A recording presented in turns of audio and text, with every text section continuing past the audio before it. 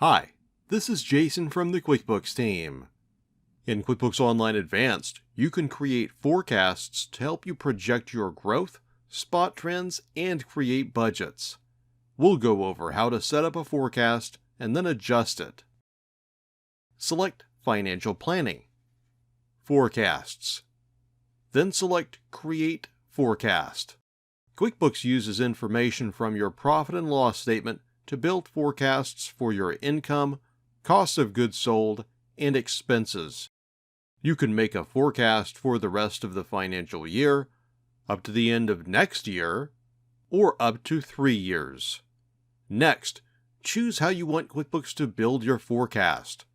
If you choose Average of Actuals, QuickBooks looks at the actuals you select here, calculates the average for that period, and then uses it to forecast your growth. This is the best choice if your revenue and expenses stay roughly the same each month and you have low seasonality. If you choose actuals from last year, note that the Use Actuals From field disappears. That's because QuickBooks uses your actual monthly figures from last year to build a forecast. This is the best choice if your revenue and expenses vary by season or month. Let's build this forecast from an average of actuals from the last 12 months. If you want to project an increase or decrease in your performance, enter it here. Let's project an increase of 10% for all accounts. Select Next. You can change any of your settings from here. Let's keep what we filled out earlier. Close the window. Here's the monthly projection QuickBooks built from your choices.